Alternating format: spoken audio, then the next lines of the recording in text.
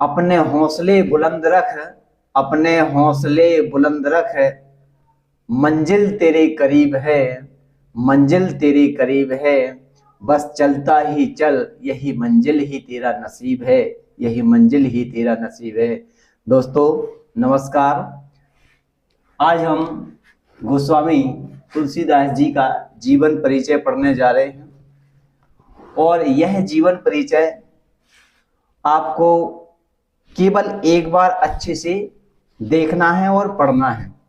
और मैं इसको किस प्रकार से याद करवाऊंगा, आपको यदि याद करना है तो इस वीडियो को पूरा देखना पड़ेगा और आपको कभी भी कोई भी जीवन परिचय रटने की आवश्यकता नहीं होगी। तो आज हम चलते हैं गोस्वामी तुलसीदास जी का जीवन परिचय कैसे याद करें। तो गोस्वामी तुलसीदास जी का जीवन परिचय हमें यदि हिंदी विषय में टॉप करना है तो हम आपको कुछ मुख्य बिंदु के रूप में बताएंगे और हमें परीक्षा में भी किस प्रकार से जीवन परिचय लिखना है वो भी आपको बताएंगे।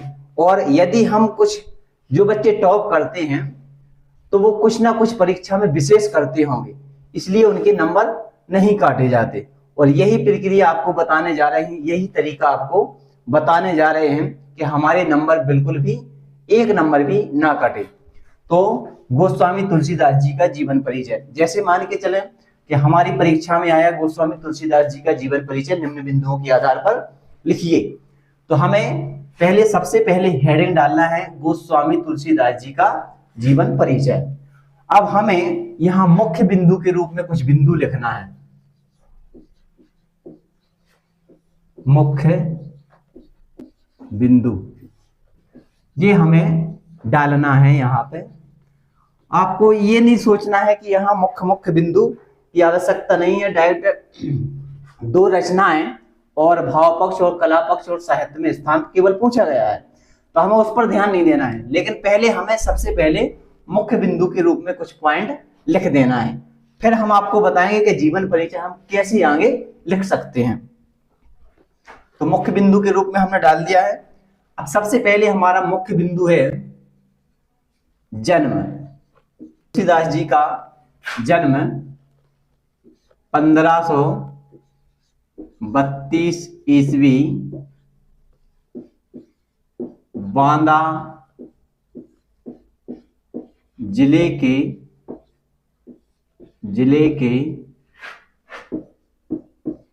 राजापुर गांव में एवं उत्तर प्रदेश में हुआ था। बांदापुर जिले के राजापुर गांव और उत्तर प्रदेश में हुआ था। ये हमने इनका जन्म लिख दिया, एक बिंदु हमारा हो गया। और यदि हमें जो भी बिंदु याद है वो हमें लिखना है यहाँ पे। जैसा कि इनके बचपन का नाम क्या था, तो बचपन का नाम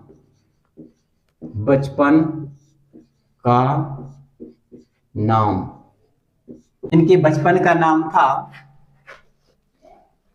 राम बोला। ये इनके बचपन का नाम था। अब जैसा कि हम देख रहे हैं, अब इनकी माता का क्या नाम था, तो इनकी माता का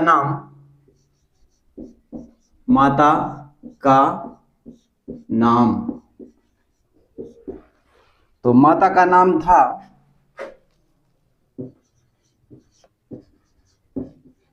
हुलसी देवी। और इनके पिता की बात करें तो इनके पिता का नाम था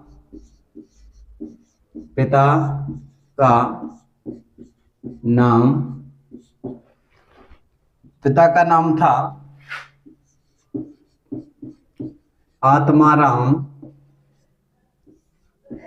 दुबे। इनके पिता का नाम था आत्माराम दुबे। और इनकी जो मुख्य रचनाएं हैं,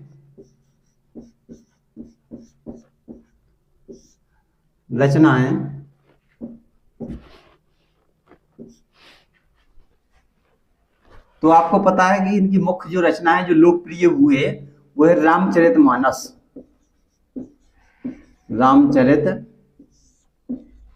मानस, विनय पत्रिका,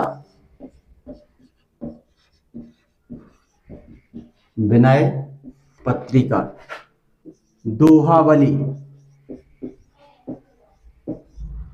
दोहावली, कवितावली, कवितावली। इस प्रकार से इनकी कुल रचनाएं 12 बताई गई हैं, लेकिन हमें केवल 2 रचनाएं ही पूछी जाती हैं, जबकि हमने यहाँ पे 4 रचनाएं आपको दिखाई हैं, तो ये मुख्य रचनाओं के रूप में आ जाएंगी। ये जो रामचरितमानस है ना, ये महाकाव्य की श्रेणी में आता है, जो बहुत ही लोकप्रिय हुआ है। इसके बाद में लिखेंगे हम इनका भाव, इनका भाव कैसा था, भाव। तो इन्होंने राम की भक्ति दास भाव से की है। किस भाव से की है? दास भाव से। तो इनका भाव हो गया दास भाव। और इन्होंने कौन सी भाषा का प्रयोग किया है? तो इन्होंने अपने काव्य में कौन सी भाषा का प्रयोग किया वो लिखेंगे। तो इन्होंने अपने काव्य में मुख्य रूप से अवधी और ब्रज भाषा का प्रयोग किया है, ब्रज भाषा। तो इन्होंने मुख्य रूप से अवधी और ब्रज भाषा का प्रयोग किया है। अब लास्ट में हम एक पॉइंट लिखेंगे, निधन। इनका निधन कब हुआ? तो इनका निधन 1623 ईस्वी में हो गया, 1623 ईस्वी में हो गया। अब हम यहाँ पे देख रहे हैं कि हमने ये मुख्य बिंदु के रूप में यहाँ लिख दिया है, और हमें इसको बढ़िया सारणी बना के सजा देना है। चाहे परीक्षा में ये जन्म पूछा जाए या नहीं पूछा जाए, फिर भी हमें इसको लिखना जरूर है। अब आप देख रहे हैं कि हम इससे पूरा जीवन परिचय कैसे बना सकते हैं, तो वो हम आपको बताने जा रहे हैं। इसके लिए आपको पूरी वीडियो देखना अनिवार्य होगी। तो हमें सबसे पहले इन्हीं पॉइंटों को जोड़ते हुए हमें पूरा जीवन परिचय बनाना है। तो आपने देखा कि हमने मुख्य बिंदु के रूप में इन पॉइंटों को यहाँ पे लिख दिया है, इन पॉइंटों को हमने यहाँ लिख दिया है, और इन्हीं को जोड़ते हुए हमें जीवन परिचय लिखना है। जैसा कि यहाँ पे लिखा हुआ है पहले से कि इनका जन्म कहाँ हुआ था? 1532 ईस्वी में बांदा जिले के राजापुर गांव में उत्तर प्रदेश में हुआ था। कि तुलसीदास जी का जन्म, तो हम लिखेंगे तुलसीदास का जन्म कब हुआ था? 1532 ईस्वी बांदा जिले के राजापुर गांव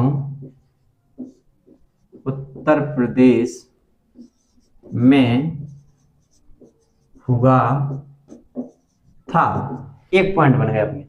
अब हमें देखना है कि अब अगला पॉइंट क्या है, हमें जीवन परिचय को और बड़ा कैसे करना है। तो हम देखेंगे इनके बचपन का नाम राम बोला था, इनकी माता का नाम तुलसी देवी था, पिता का नाम आत्माराम दुबे था।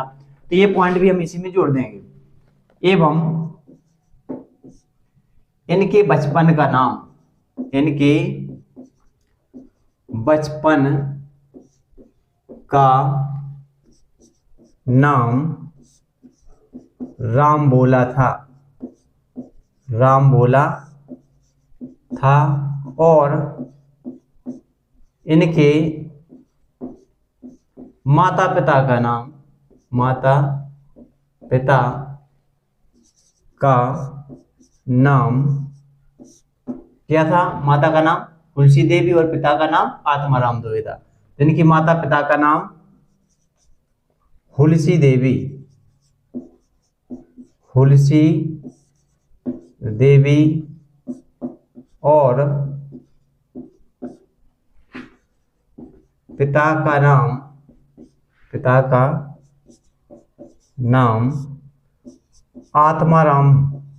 आत्माराम दुबे था। अब हमने देखा कि यहाँ हमने केवल हमें अलग से याद करने की आवश्यकता नहीं है, हमें इन्हीं को देखते हुए जीवन परिचय लिखना है। तो हमने यहां तक के पॉइंट एक पॉइंट में ये लिख दिए हैं। अब हमें दूसरा पॉइंट बनाना है। तो दूसरे पॉइंट में हम लिखेंगे रचनाएं। क्या लिखेंगे? रचनाएं। तो रचनाएं लिखें, रचनाएं।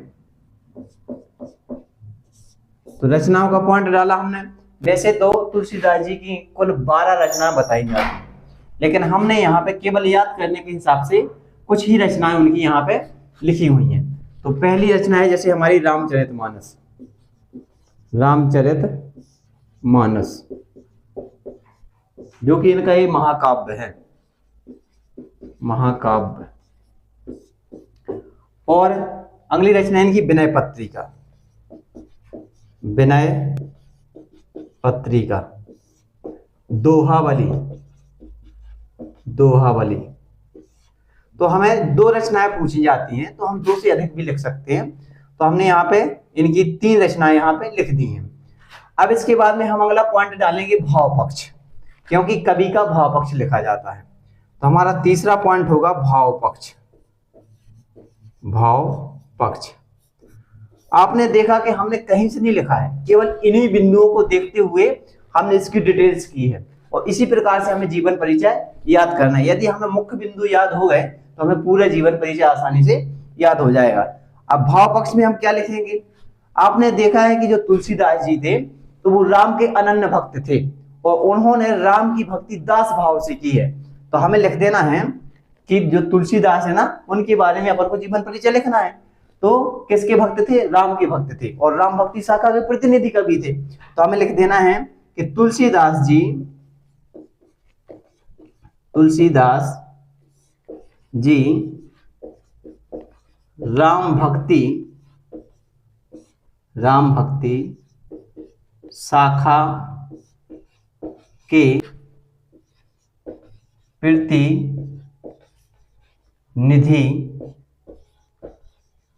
कवि थे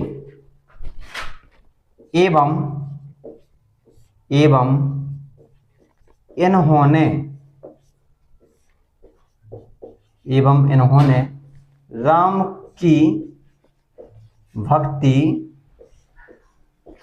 दास भाव से की है, दास भाव से की है। आपने देखा कि हमने भाव पक्ष में केवल इन्हीं पॉइंटों को मिलाते हुए लिखा है। हमें पता है कि तुलसीदास जी राम के अनन्य भक्त थे और उन्होंने राम की भक्ति दास भाव से की है। तो हमें लिख देना कि तुलसीदास जी राम भक्ति शाखा के प्रतिनिधि कवि थे एवं इन्होंने राम की भक्ति दास भाव से की है। अगला पॉइंट लिखेंगे हम कला पक्ष। चौथा पॉइंट रहेगा ये हमारा कला पक्ष, कला पक्ष। तो हमें पता है कि कला पक्ष में भाषा लिखी जाती है, तो भाषा के संबंध में हम लिखेंगे। हमने मुख्य बिंदु के रूप में आपको यहाँ पे दिखाया था पहले, जगह कम होने के कारण हमने अगले पॉइंट में बना दिया इसको। तो कला पक्ष में हमें लिखना है क्या? भाषा। तो हमने देखा था ये भाषा इनकी कौन सी थी? मुख्य रूप से इनकी अवधी और ब्रज भाषा थी। इन्होंने अपने जो काव्य लिखा है वो अवधी और ब्रज भाषा में लिखा है। तो हमें लिखना है तुलसीदास जी ने, तुलसीदास जी ने अपने काव्य में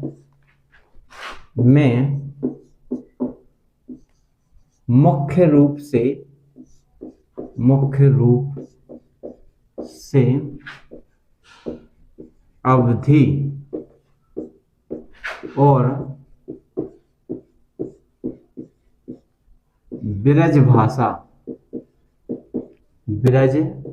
भाषा का प्रयोग किया है। ये तो हमारी मुख्य भाषा हो गई, लेकिन उस भाषा के साथ में और क्या क्या उन्होंने अपने काव्य में किया है? तो हमने लिखा कि तुलसीदास जी ने अपने काव्य में मुख्य रूप से अवधी और ब्रज भाषा का प्रयोग किया है एवं उन्होंने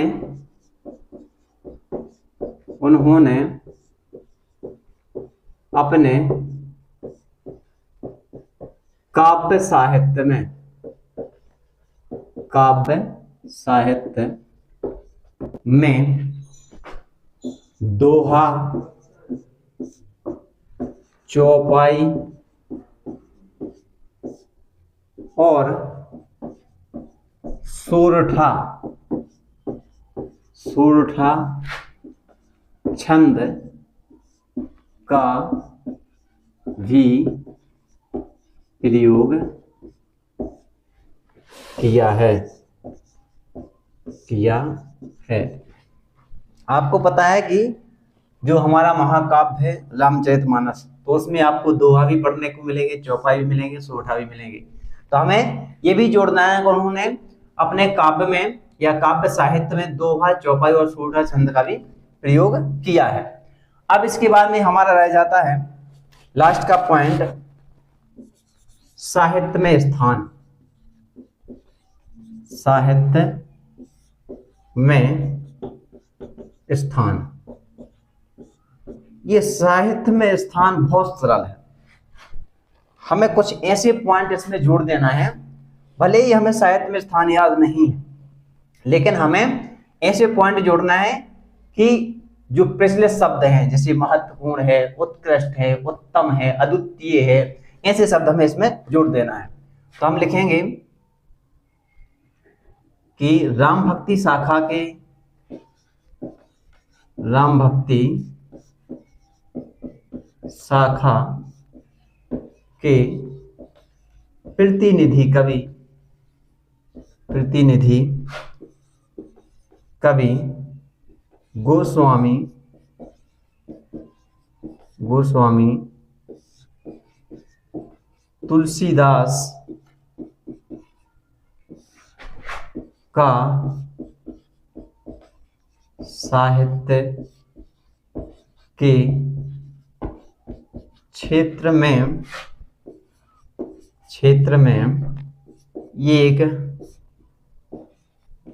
महत्वपूर्ण, महत्वपूर्ण स्थान रहा है, रहा है। ये हमारा जीवन परिचय हो गया। अब परीक्षा में होता क्या है कि जैसे मान के चले हमने पूरा जीवन परिचय सही सही लिखा है और हमने उसको मुख्य बिंदु के रूप में नहीं लिखा है, तो जो चेक करने वाले होते हैं वो डिटेल्स पढ़ते तो हैं, लेकिन यदि आपकी एक दो गलतियां वहां पे मिल गई तो वो क्या करेंगे, ये कर देंगे, गोला कर देंगे और फिर उन्हें मजबूरन नंबर काटने पड़ेंगे। इसलिए हम चाहें कि हमें ऐसी स्थिति हमारे सामने ना हो तो हमें मुख्य बिंदु के रूप में पहले लिख देना है, और जो चेक करने वाला होगा तो वो सबसे पहले मुख्य बिंदु पढ़ेगा, और मुख्य बिंदु यदि आपकी सही सही लिखे हैं तो वो डिटेल्स को बहुत कम पड़ेगा, वह समझ जाएगा कि यह बच्चा होशियार है ताकि इसने मुख्य बिंदु के रूप में लिखा है, और वो चेक करते हुए पूरे नंबर देगा और आगे बढ़ जाएगा। तो हमें मुख्य बिंदु पहले लिखना है, इसके बाद में हमें उसकी डिटेल्स लिखनी है।